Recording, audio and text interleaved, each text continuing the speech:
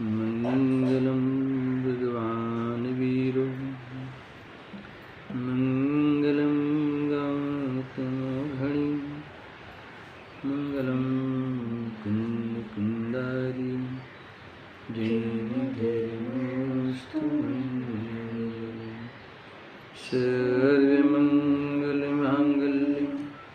सर्वकल्याणकारकं प्रदानं सर्वधर्माणां जैनं जयतु शैनं जयतु नमस्मे साराय स्वानुभूत्या च कांसते चित्स्य भावाय भावाय सर्वे भावान्तरोचिते आत्मरूपयं पुनयति याहि भवसिन्धुतरो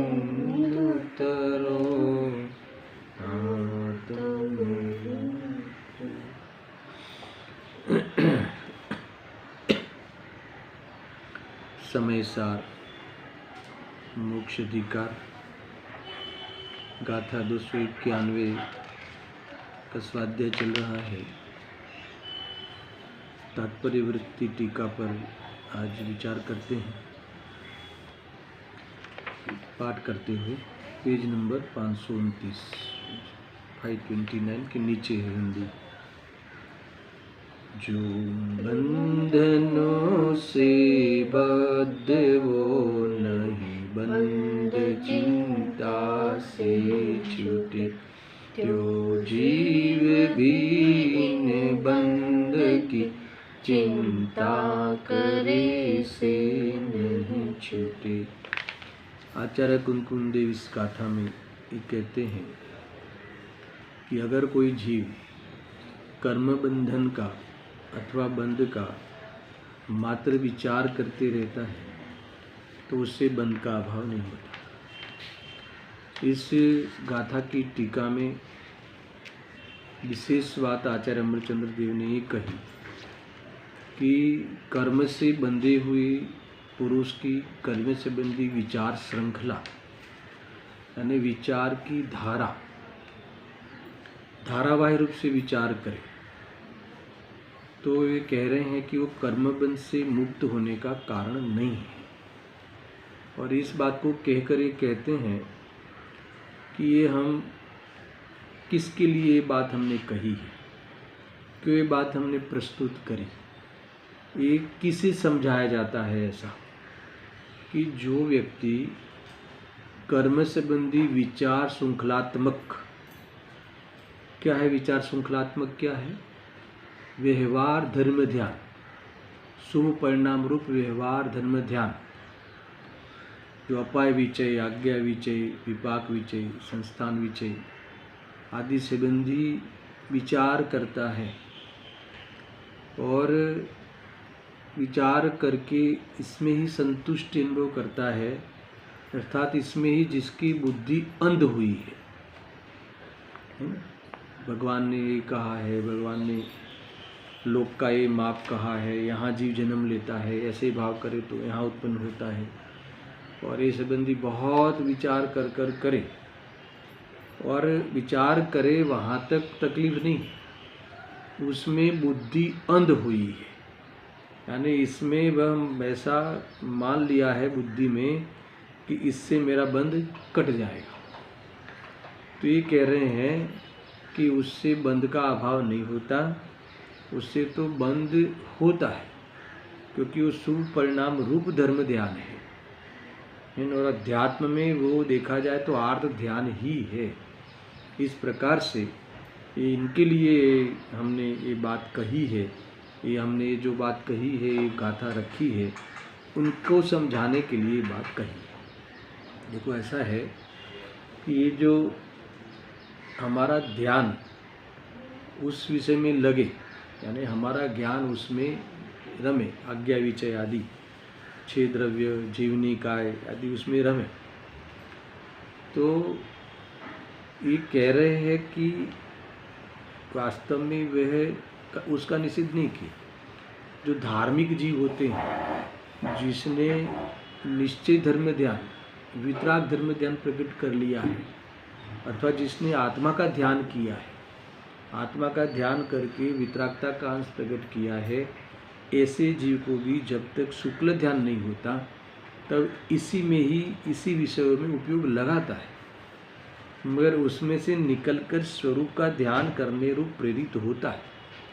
मगर कोई ये व्यवहार धर्म ध्यान की विषय वस्तु में उपयोग लगावे और उसमें ही संतुष्ट हो जावे, उसमें ही बुद्धि अंध जिनकी हो गई है, ऐसा शब्द यूज़ किया ना, जिसकी बुद्धि इसमें अंध हो गई है, यानी जिसने इसमें ही बुद्धि लगा दी है, अंध हो गई, यानी इसमें ही अभाव होगा बंध का, ऐसा जिसने अज्ञान किया है, उसी के लिए हमें समझाते हैं कि भाई तू कितना भी विचार कर, श्रृंखलात्मक विचार कर, है ना, आज्ञा विचय आदि का तूने धारावाही श्रृंखलात्मक विचार कर, यानी उसमें तू ध्यान, उस विचारों में तेरा ध्यान कितना भी लगा दे, मन उसमें लगा दे, है ना, मगर वेद ज्ञान नहीं करेगा।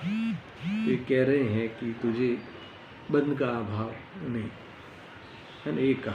अभी इस बात को लेकर तात्पर्य वृत्ति हिंदी में पढ़ता हूँ, पेज नंबर 530, ठीक है। देखो गजब लिखा है, जिस प्रकार बंधनबद्ध कोई पुरुष बंधन का चिंतन करता हुआ मोक्ष नहीं पाता है।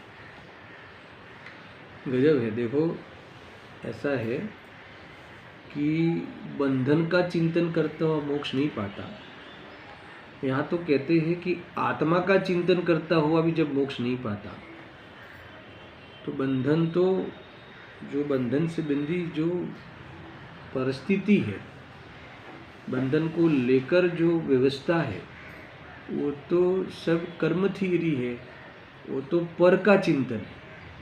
जब स्व का चिंतन करने से मोक्ष नहीं होता, तो पर का चिंतन करने से मोक्ष कैसे हो?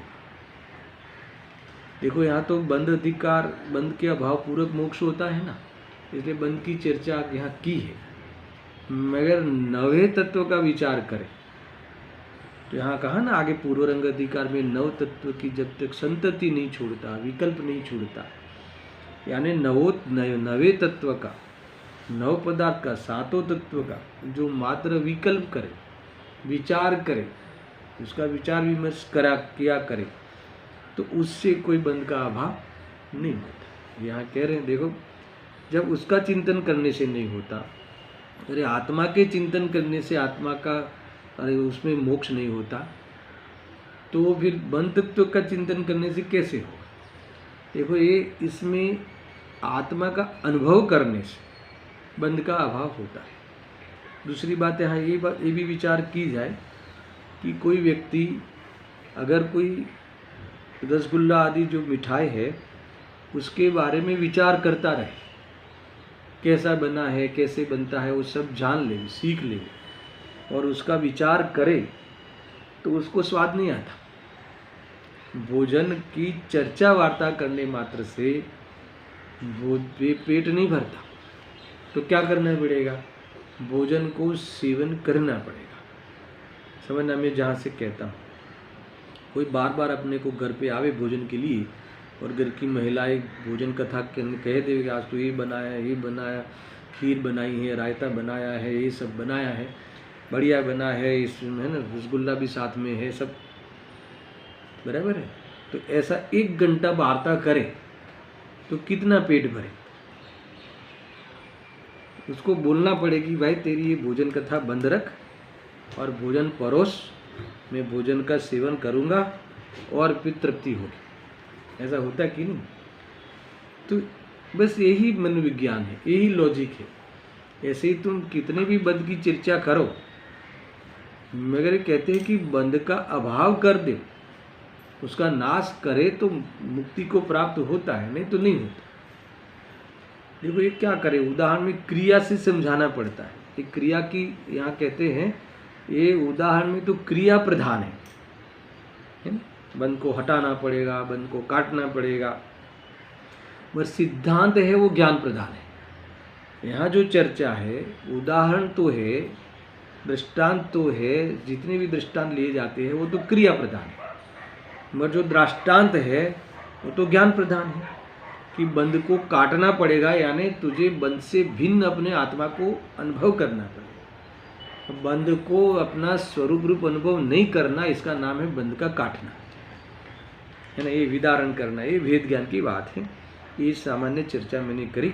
अब मैं आगे पढ़ता हूँ। देखो, जिस प्रकार बंधनबद्ध कोई पुरुष बंधन का चिंतन करता हुआ मोक्ष नहीं पाता है, उसी प्रकार वो उदाहरण लिया था।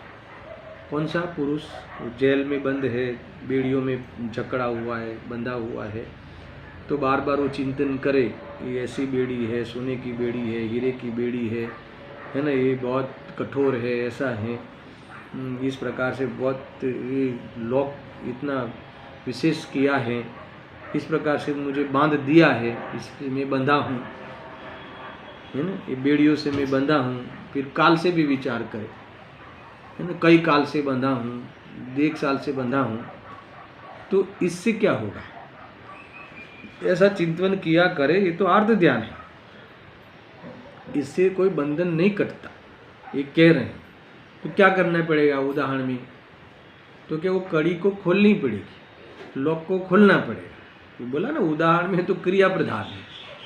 तो ऐसे ही अगर कोई जीव, अब सुनना, कोई जीव उसी प्रकार जीव भी प्रकृति, स्थिति, अनुभाग और प्रदेश बंध का चिंतन करता हुआ, है ना, मोक्ष को नहीं पाता।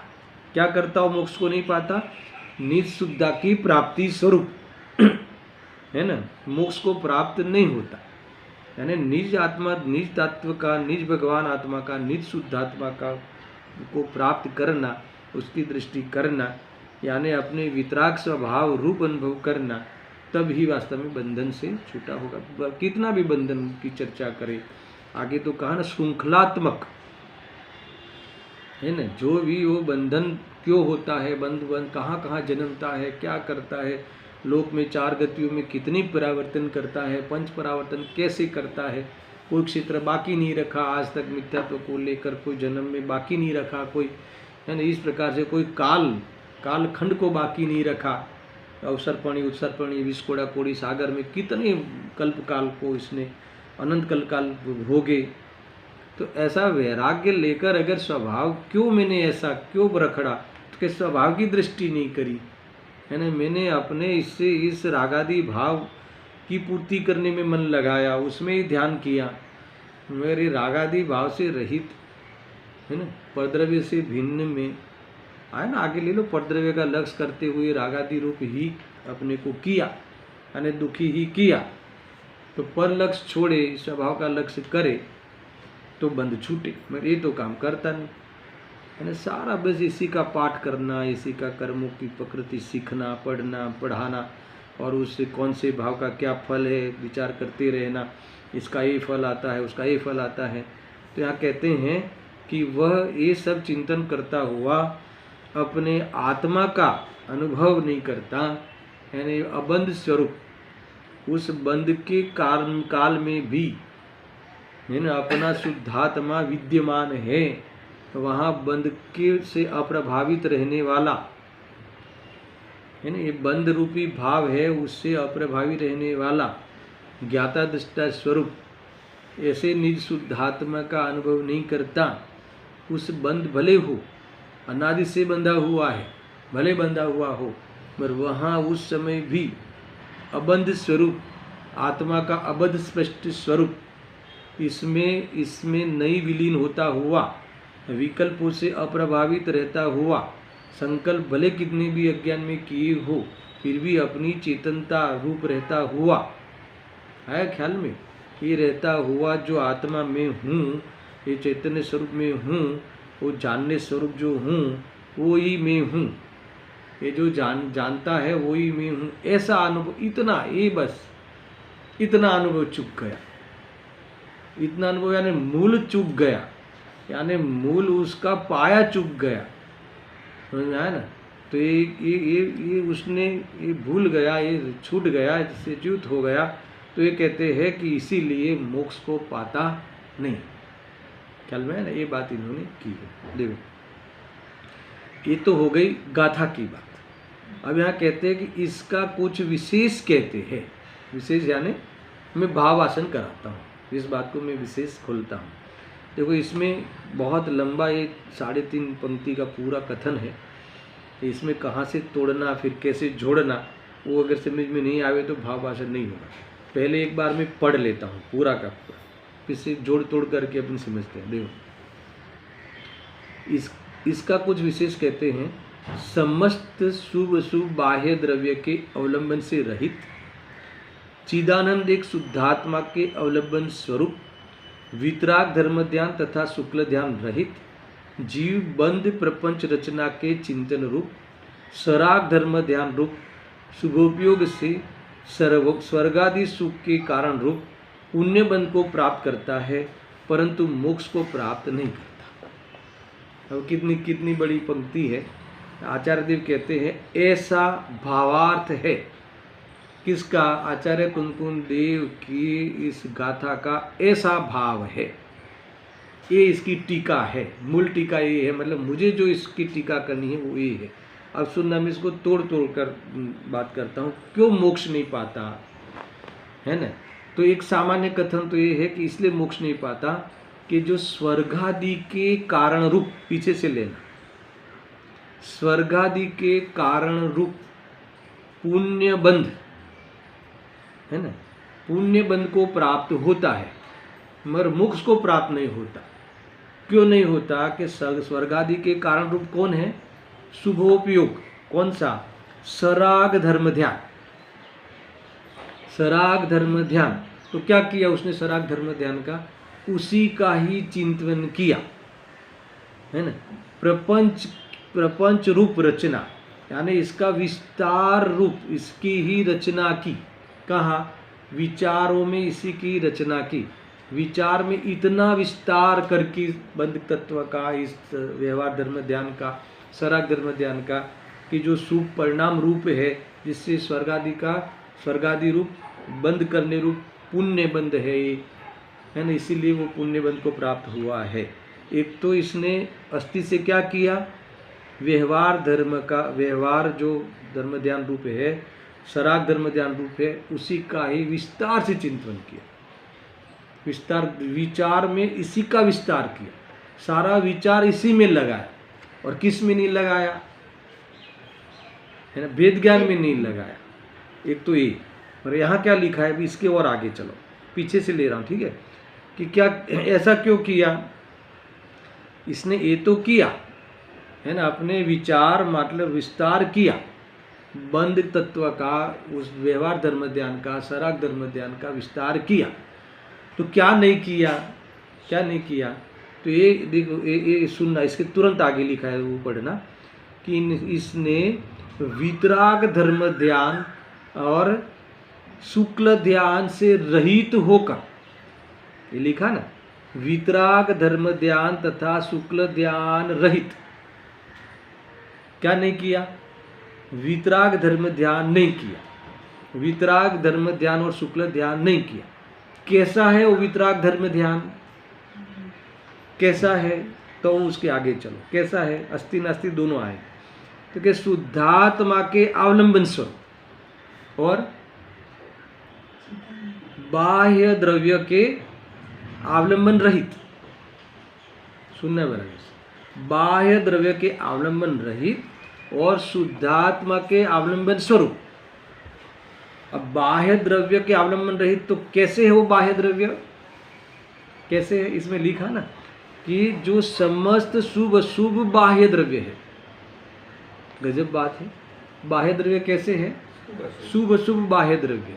तो कोई द्रव्य शुभ होता है क्या, कोई द्रव्य अशुभ होता है क्या, तो हाँ, तो बाह्य द्रव्य को शुभ अशुभ का इस प्रकार से क्यों आरोप दिया, कि जिसका लक्ष्य करके शुभ भाव होवे वह शुभ द्रव्य, देवशास्त्र गुरु आदि, और जिसका लक्ष्य करके अशुभ भाव होते हैं, अशुभ भाव किए जाते हैं, अशुभ भाव होते हैं, जैसा करना हो वो सब अशुभ द्रव्य। तो अशुभ द्रव्य में कौन लेना, अशुभ द्रव्य में कौन लेना? पति, पत्नी, धन, दौलत, पैसा, सारे जो बाह्य परिग्रह है ना, वो सारे अशुभ द्रव्य। पाप द्रव्य, जिसके लक्ष्य करके पाप किया जाए, जिसका लक्ष्य करके जीव पाप करके अपने को बांधे, है ना, कल आया था ना मुक्ष्मार्थ प्रकाशक, वितराग विज्ञान जो कारण है सुखी होने का, जो प्रयोजन है, उसका घात करने रूप, उसके घात करने रूप ज्ञानावर्णी दर्शनावर्णी मोहनीय कर्म आदि का जो बंद करावे, ऐसे जो परिणाम है वो संक्लेश है ना, वो कसाय की तीव्रता रूप संक्लेश पाप परिणाम है कि जिससे ये जीव का उस ऐसे स्वभाव का घात होता है कि जो साक्षात सुख का कारण है। रत्नत्रय का घात कराने वाले परिणाम है ये पाप परिणाम। ये तो हो गए अशुभ। तो वो द्रव्य को पाप कहो, अशुभ कहो, कोई पति पत्नी या शरीर कोई पाप नहीं है, वो पाप द्रव्य नहीं है, वो भी एक जीव द्रव्य है, शरीर आदि अजीव द्रव्य है, पुद्गल द्रव्य है। पर जिसका लक्ष्य करके पाप किया जाए तो उस द्रव्य को भी पाप कह देते। परिग्रह है ना, पाप छोड़ो, परिग्रह छोड़ो, पाप छोड़ो, दुकान छोड़ो, है ना, क्या है? पूरा पाप, पाप की मंडी है वो। दुकान क्या है? पाप का घर है, पाप का अड्डा है, ऐसा है। अब पाप का अड्डा है क्या? दुकान पाप कराता है क्या? कि नहीं, उसका लक्ष्य करके अगर पाप परिणाम करे, ख्याल में आया ना, तो उस द्रव्य को अशुभ द्रव्य कहते हैं। और देव शास्त्र गुरु स्वाध्याय जो अपने ये सब ग्रंथ है, उसका आधार लेके, अवलंबन लेकर कौन सा भाव किया जाता है? शुभ भाव। कौन सा नहीं किया जाता? शुद्ध नहीं किया जाता, उससे वितरागता नहीं होती, उससे वितराग धर्म ध्यान नहीं होता। उस शास्त्रों में भी अगर ध्यान लगावे, उस शास्त्रों में मन लगावे, सुनना, देव शास्त्र गुरु में मन लगावे, तो क्या होता है? अरे उस भगवान ने बताई हुई जो दिव्य ध्वनि में आई हुई जो बातें हैं, है ना, जो छह द्रव्य संबंधी, जो छह जीव समाज से बंधी, गुणस्थान से बंधी, जो उदय उदीर्णा सत आदि कर्म की अवस्था से बंधी, उसमें भी उपाय उसमें लगावे, तो सारे बंद के बारे में विचार करते जावे, तो क्या हुआ? तो ये कहते हैं कि उससे शुभ होगा। समझ में आया ना? तो ये कह रहे हैं, क्या है देखो, बंद करो फोन। तो ये कह रहे हैं कि हाँ, तो ये कह रहे हैं कि ये जो समस्त शुभ अशुभ बाह्य द्रव्य के अवलंबन से रहित, आया अभी पूरा, और शुद्धात्मा के अवलंबन स्वरूप कौन है ऐसा? धर्म ध्यान।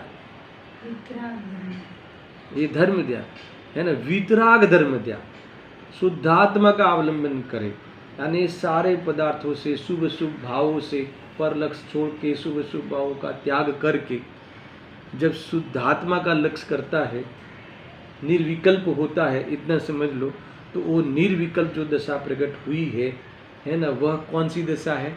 धर्म ध्यान। ये जो वितरागता प्रकट हुई आंशिक, चौथे गुणस्थान में जो लेवल की हो, पंचम गुणस्थान में जो लेवल की हो, छठे गुणस्थान में जो जिस परिणति रूप हो, वो सब क्या है? धर्म ध्यान। फिर पुनः पुनः शुद्धोपयोग में सातवें गुणस्थान में आ रहा है, तो वो धर्मी का ध्यान बार बार किया करते हैं, वो ज्ञानी धर्मात्मा मुनिराज, वो सब धर्म ध्यान। समझ में आया ना? वो वितराग दशा, वो वितराग परिणति, वो वितरागता, वो धर्म ध्यान। इतना ख्याल में आया? अब ये कहते हैं कि ऐसे धर्म ध्यान से रहित, तो दूसरा शब्द क्या डाला? तथा शुक्ल ध्यान से रहित, ये और शब्द डाला। मैंने आर्त ध्यान, रौद्र ध्यान की चर्चा तो पहले कर ली, धर्म ध्यान की भी सामान्य चर्चा मैंने करी। अब शुक्ल ध्यान क्या है? वितराग रूप शुक्ल ध्यान क्या है? तो कि धर्म ध्यान और शुक्ल ध्यान दोनों में कैसे डिफाइन करें, इधर ध्यान दो। धर्म ध्यान और शुक्ल ध्यान, समझ में आया? तो कहते हैं कि जे धर्म ध्यान की अपेक्षा शुक्ल ध्यान में विशेष आत्मा की एकाग्रता होती है, एक है ना, उसे शुक्ल ध्यान कहते हैं। शुक्ल ध्यान कहाँ से प्रारंभ होता है? श्रेणियों से। सातवें गुणस्थान तक, चौथे, पांचवें, छठे, सातवें में धर्म ध्यान, बराबर। जो मोक्ष मार्ग में जो ध्यान किया जाता है, इसमें धर्म ध्यान और शुक्ल ध्यान, ये दो मोक्ष मार्ग के कारण, मोक्ष और मोक्ष मार्ग के कारण है। समझ में आया ना? वो कौन से है? धर्म ध्यान और शुक्ल ध्यान। और संसार के कारण आर्त ध्यान और रौद्र ध्यान, बराबर है। तो यहाँ कहते हैं कि जो मोक्ष मार्ग में प्रारंभ में चौथे, पांचवें, छठे, सातवें में जो अधर्मी का ध्यान, भगवान आत्मा का ध्यान होता है, आत्मा का ध्यान होता है, अथवा आप जहाँ उपयोग लगता है, स्वरूप में रहता हुआ वितराग होता है, शुद्धोपयोग रूप रमता है, वो सब धर्म ध्यान है, तारतम्यता रूप। चौथे की अपेक्षा धर्म ध्यान का विकास पांचवें में ज़्यादा, छठे में ज़्यादा, छठे से ज़्यादा सातवें में, है ना। इस प्रकार से धर्म ध्यान की इस प्रकार का परिचय हुआ। तो शुक्ल ध्यान क्या है? तो शुक्ल ध्यान में धर्म ध्यान की अपेक्षा विशेष आत्मा की एकाग्रता, एक सामान्य कथन। दूसरा शुक्ल शब्द पड़ा है, शुक्ल, तो वहाँ जो सूची गुण है आत्मा में, शुक्ल यानी सूची, शुक्ल पक्ष, सूची पक्ष, शुद्ध पक्ष, तो एक सूची नाम का आत्मा में गुण है। तो सूची गुण का विकास होना और उसकी पूर्णता होना, ये सूचिता क्या है? वितरागता ही सूचिता है। मगर छठे, सातवें, पांचवें, चौथे गुणस्थान में धर्म ध्यान तो है, मगर वितरागता का आंशिक वितरागता तो है, सूची गुण की आंशिक प्रकटता तो है, मगर वहाँ सूचिता को प्राप्त नहीं होता, पूर्ण सूचिता को प्राप्त नहीं होता। स्वरूप में मग्न होता है कुछ काल, फिर वापस, है ना, मुनि दशा में हो तो 28 गुण आदि शुभ भाव में आ जाते हैं, तो वो वापस असूचिता को प्राप्त हो गए। और छठे, पांचवें, चौथे गुण स्थान की तो, पांचवें और चौथे गुण स्थान की तो क्या बात कहें, वो तो गृहस्थ जीवन होता है वहाँ जितना, जहाँ जहाँ, है ना, तो वहाँ तो और अशुभ भाव में भी आ जाते हैं। तो उनमें मेरा ये कहना है कि जो धर्म ध्यान में इस प्रकार की क्वालिटी नहीं है कि अब निरंतर शुद्धि रहे, निरंतर सूची बनी रहे, ऐसा नहीं रहता। धर्म ध्यान में परिणति रूप तो रहता है, मगर उपयोग रूप सूचिता नहीं रहती। सातवें में गए, अंतर मुहूर्त में छठे में आ गए, छठे में तो शुद्धोपयोग भी नहीं बनता, पांचवें में कभी कभी शुद्धोपयोग बनता है, चौथे में तो उससे भी कम शुद्धोपयोग बनता है, और परिणति जो बनी रहती है वो भी एक चौकड़ी कषाय के अभाव प्रमाण है, मिथ्यात्व और एक चौकड़ी के अभाव पूर्वक नहीं। किसमें? चौथे गुणस्थान। पांचवें में 2 चौकड़ी अभाव पूर्वक, और छठे, सातवें में 3 चौकड़ी। मगर उपयोग में जो सूचिता आनी चाहिए, उपयोग में भी जो मुनिराज के जो सूचिता, सो निरंतर स्वरूप में लीन रहना, वो बात नहीं बन पाती धर्म ध्यान में। तो जब श्रेणी का प्रारंभ होता है, श्रेणी में जब वर्तते हैं, जब शपथ श्रेणी में वर्तते हैं, तो वो सूची गुण या उपसम श्रेणी, तो अब जो सूचिता है वो सूची गुण का विकास निरंतर होता है, निरंतर होते हुए पूर्ण विकास होकर ही रहता है, चाहे उपसम रूप 11वां गुण स्थान हो या क्षय उपसम रूप, है ना, जो क्षायिक रूप, क्षायिक रूप 12वां गुण स्थान। समझ में आया ना? समस्त मोह कषाय, मोहनीय कर्म कहो, या अब इनके जो चारित्र मोहनीय है उसको लेकर होने वाली समस्त अशुद्धि का, वहाँ अगर उपसम श्रेणी वाले को उपशम होता हुआ शुद्ध हो जाता है, और क्षपक श्रेणी वाले का क्षय होते हुए सदा काल के लिए वो तो शुद्ध हो जाते हैं। तो ये जो शुद्धता को प्राप्त करावे, ऐसा जो ध्यान है आत्मा का, समझ में आया ना, वो आत्मा का ध्यान है। वो कौन सा ध्यान है? शुक्ल ध्यान। वो एकत्व वितर्क आदि जो 4 पाया कहा है ना, वो हमारा ध्यान का विषय नहीं है, ये तो शुक्ल ध्यान आया ना शब्द, इसीलिए यहाँ ये कह रहे हैं कि ऐसा वितराग और धर्म ध्यान और शुक्ल ध्यान कैसे प्रकट होता है? आत्मा के अवलंबन स्वरूप से, आत्मा अवलंबन स्वरूप है। ये जो वितराग धर्म ध्यान और शुक्ल ध्यान कैसा है, ये लिखा ना, शुद्धात्मा के अवलंबन स्वरूप है। और दूसरा कैसा है? नास्ति से, शुभाशुभ भावों से रहित है। जो शुभाशुभ भाव कैसे है? जो बाह्य द्रव्यों के अवलंबन रूप जो शुभाशुभ भाव है, और भी द्रव्य भी कैसे कहे? जो शुभाशुभ द्रव्य, जो बाह्य द्रव्य है, सर्व शुभाशुभ बाह्य द्रव्य के अवलंबन से रहित होता हुआ और शुद्धात्मा के अवलंबन स्वरूप वितराग धर्म ध्यान और शुक्ल ध्यान से सहित होता है, वह मुक्ति को प्राप्त होता है। जो जीव ये वितराग धर्म ध्यान को प्रकट नहीं करता, शुभाशुभ विकल्पों से रहित होना और निर्विकल्प होकर धर्म ध्यान को प्राप्त नहीं करता, वितराग धर्म ध्यान को प्राप्त नहीं करता, उस रूप प्राप्त नहीं करता हुआ फिर क्या करता है? देखो, ये कोई ऐसा जीव नहीं लिया कि धर्म के फील्ड में नहीं है, ऐसा जीव लिया कि वो धर्म के फील्ड में होते हुए है ना, निर्विकल्प दशा को प्राप्त नहीं होता, वितराग धर्म ध्यान को प्राप्त नहीं होता, शुभाशुभ विकल्प से रहित नहीं होता, फिर क्या करता है? तो वह जो सराग धर्म ध्यान अर्थात तो शुभभाव रूप जो ये भगवान की वाणी में जो बातें आई है, बन तत्व, सात तत्व, नौ तत्व, जो भी, उसका ही विचार करते रहता है। वो विचार का इतना विस्तार करता है, बाल की खाल निकाल कर विचार करता है, बहुत ही इसका खुलासा करते रहता है, और खुलासा में उसे ये भ्रम हो जाता है। क्या भ्रम होता है? कि इससे मुझे धर्म हो गया है, या फिर ये ऐसे ही रहने से मेरा बंध कट जाएगा।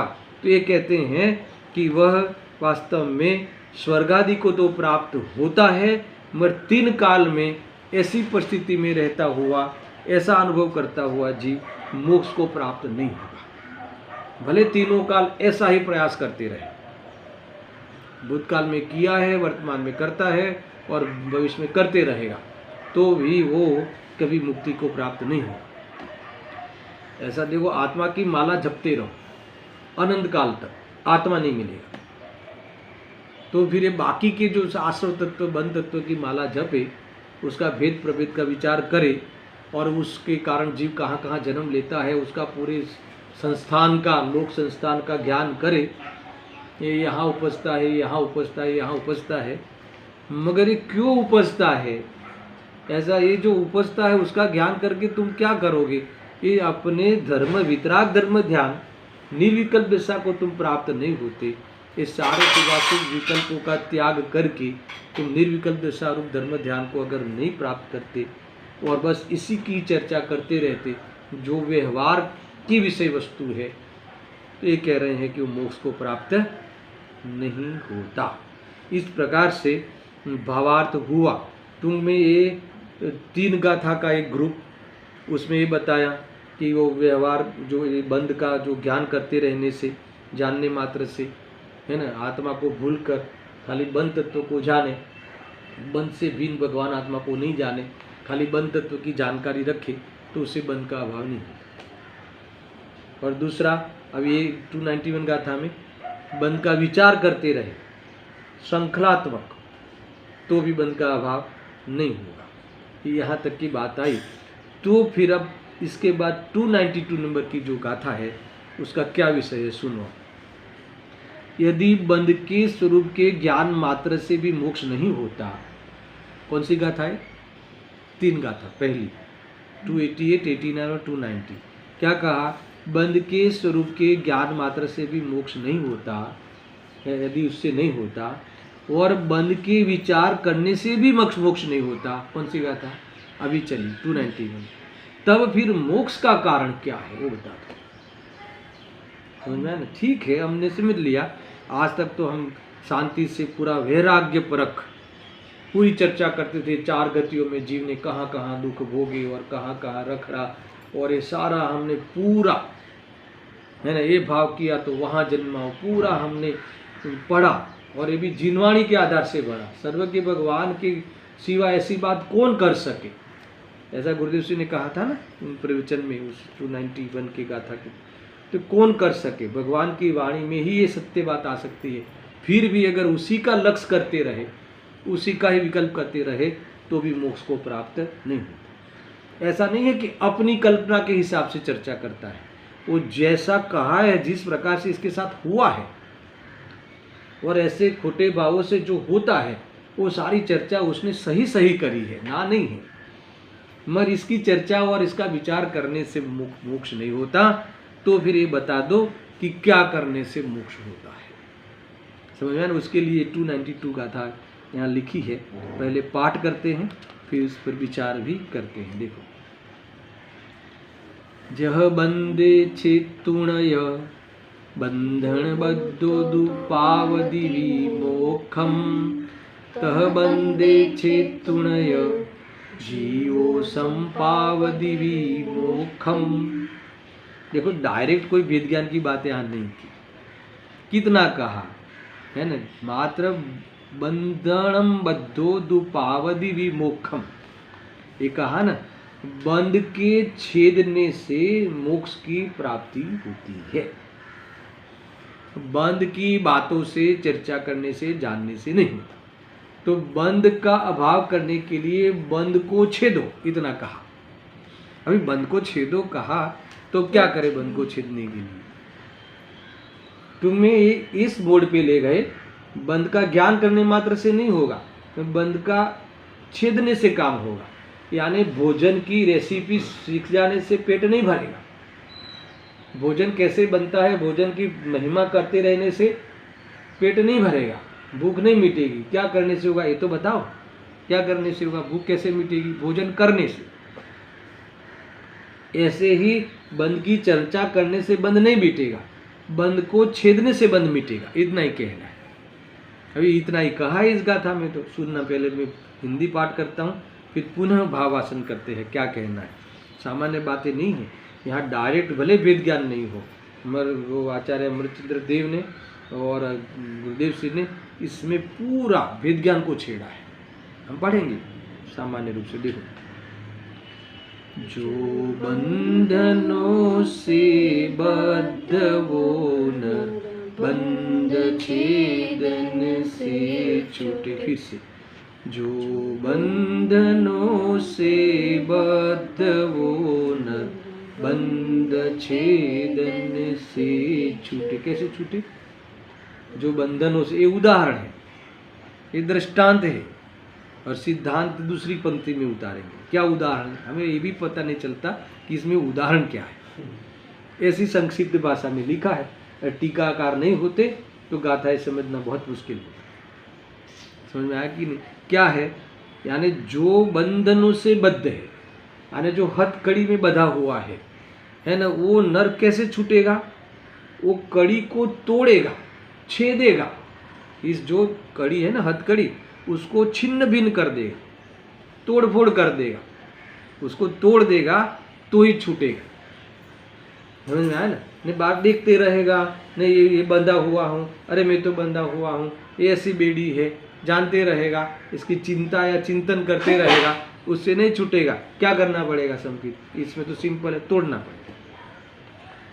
तोड़ना शब्द लिखा, छेदना पड़ेगा। सुनना बराबर। त्यो जीव भी इन बंधनों का छेद कर मुक्ति। पहले में कोई पुरुष लिया, कोई व्यक्ति लिया, अब दूसरे में जीव। तो जीव जो कौन से बंधनों से? कर्म बंधनों से, बराबर है। द्रव्य कर्म, भाव कर्म, जो भी बंधन है, वो बंधनों का कैसे अभाव कर पाएगा? छेद कर। यहाँ लिखा ना, छेद कर मुक्ति को वरे। गजब की बात है। देखो, ऐसा क्या कहते हैं, कैसे कैसे इसको बंध को कैसे छेदे, बंध को क्या करके तोड़े?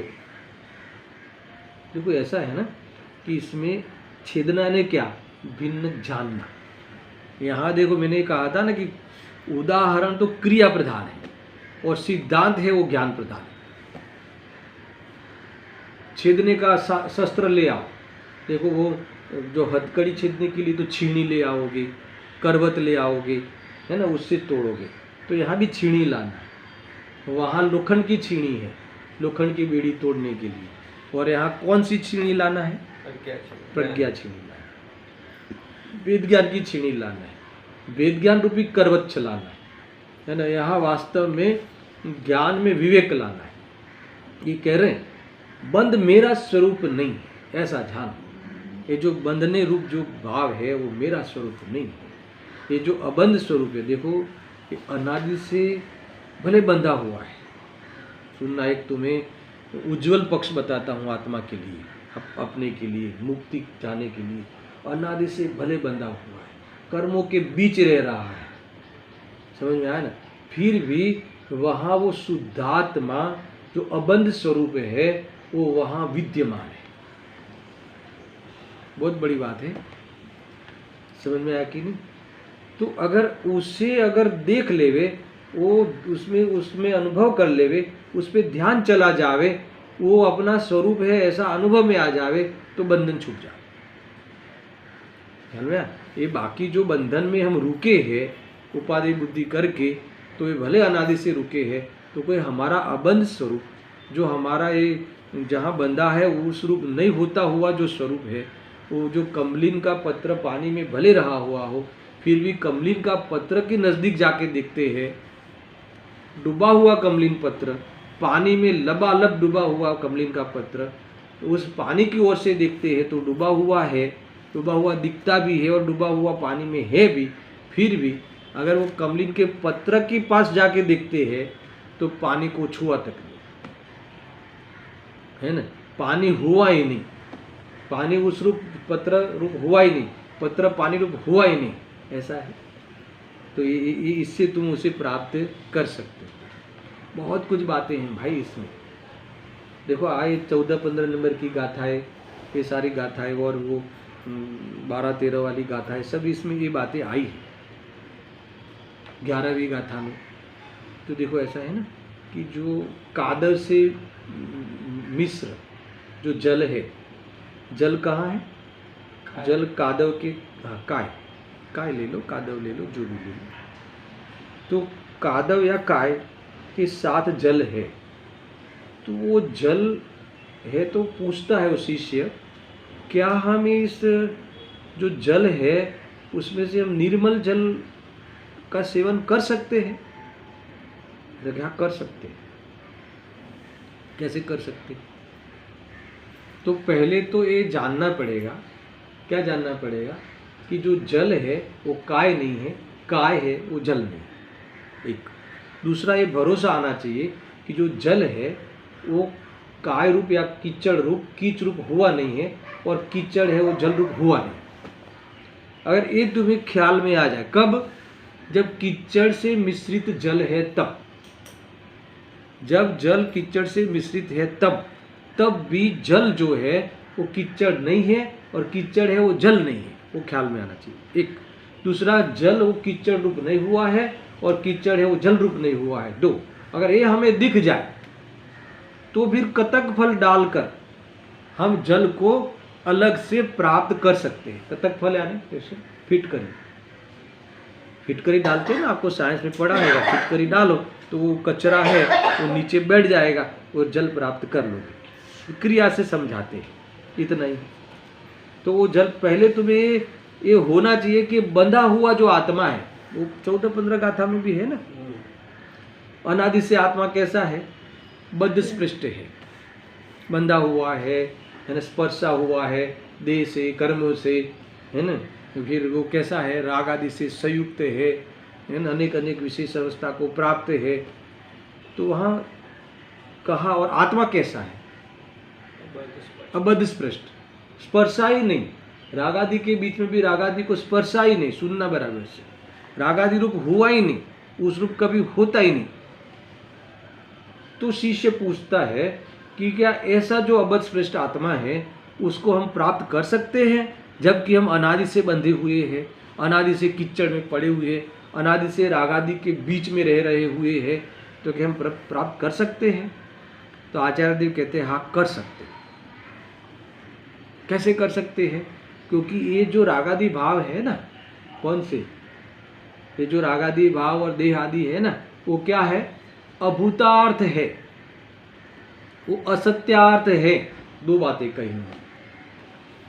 असत्यार्थ है यानी हमारी सत्ता में प्रवेश नहीं किया है, और अभूतार्थ है यानी प्रयोजन भूत नहीं है ना। अभूतार्थ, भूतार्थ यानी प्रयोजन भूत, अभूतार्थ यानी प्रयोजन भूत नहीं होना, हमारे लिए प्रयोजन भूत नहीं है। एक दूसरा असत्यार्थ है यानी इसकी तेरे में सत्ता ही नहीं है, संयोग रूप है, क्षणिक है, इसीलिए वह छूट सकते। तो फिर कैसे छूटेगा? कैसे छूटेगा? तो कि जो भूतार्थ है कौन? शुद्धात्मा। कौन? वो जल, कीचड़ के बीच में वो जल कैसा है? निर्मल है, कीचड़ रूप नहीं हुआ है।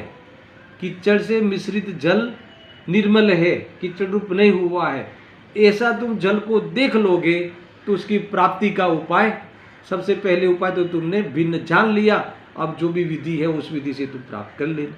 ऐसे ही ये आत्मा को तुमने दृष्टि में बसा लिया और उस जो शरीर आदि को, कर्म आदि को, राग आदि को दृष्टि में छोड़ दिया, तो ये वास्तव में उसके उस संबंधी विकल्प भी मैं नहीं हूँ, तो उस विकल्प भी छोड़ दिया, तो तुम निर्विकल्प होके तुम्हें शुद्धात्मा की जो आंशिक प्राप्ति अथवा उसका ध्यान, आंशिक ध्यान प्रकट हो गया। अब संपूर्ण पड़े छोड़ना हो तो कभी नहीं मिले, अशरीरी हो जाना हो तो क्या करना? तो इस आत्मा में ही, इस शुक्ल ध्यान रूप ये जो धर्म ध्यान प्रकट हुआ, उसी में ही आत्मा का ध्यान लगा रहना, शुद्धोपयोग रहना, निर्विकल्प ही बनते रहना। तो क्या होगा? तो कि फिर विकल्प पैदा ही नहीं होगा और जो संयोग मिलने का कारण है वो कारण ही नष्ट हो गया। तो जीव जो संयोग में भी नहीं रहा और संयोगी भाव में भी नहीं रहा और वितराग ही रहा, इस प्रकार से शुद्ध प्राप्त हो जाए। तो ये यहाँ ये बात लेनी है। देखो कितनी बातें कही कि क्या, तो ये छेद कर, यहाँ तो सिर्फ छेद कर लिख दिया, पर ये छेद कर में इतने भाव पड़े हैं। कैसे छेद? कर्म को छेद कर निकाला जा सकता है। तो प्रज्ञा छिणी, वेद ज्ञान की छिणी कहाँ पटकनी, इसकी बात यहाँ आई है।